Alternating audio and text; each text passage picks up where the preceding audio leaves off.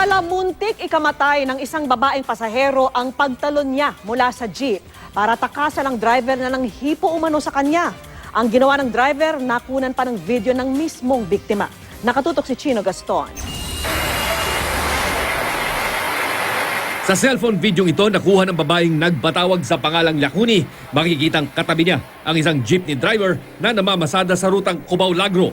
Kinunan daw ni Lakuni ng video ang driver nang mapansing mayat-mayang tinitingnan ang kanyang katawan.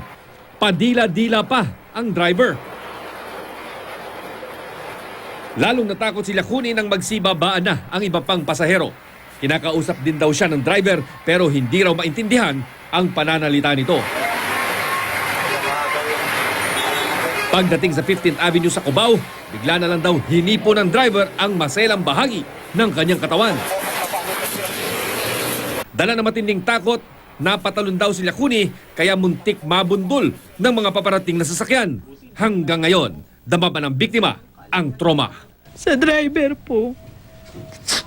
Siguro naman may anak siya. Kung alam niya na yung nararamdaman ko. Alas na natao kung nakakatakot na rin pa sumakay ng jeep. Kanina nagtungo na si Lakuni sa tanggapan ng LTFRB para magreklamo.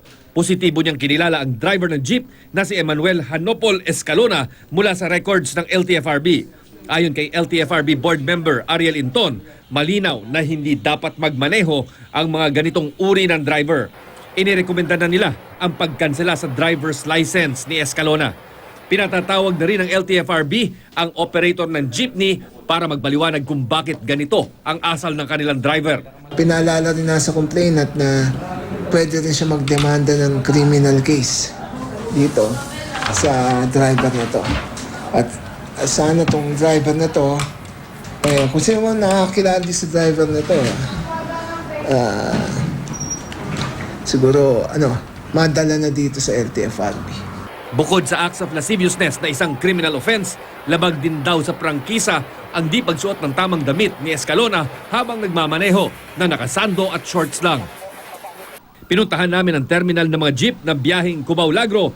Bumiyahe pa raw ngayong araw si Escalona pero mula ng umaga ay hindi na ito nagpakita.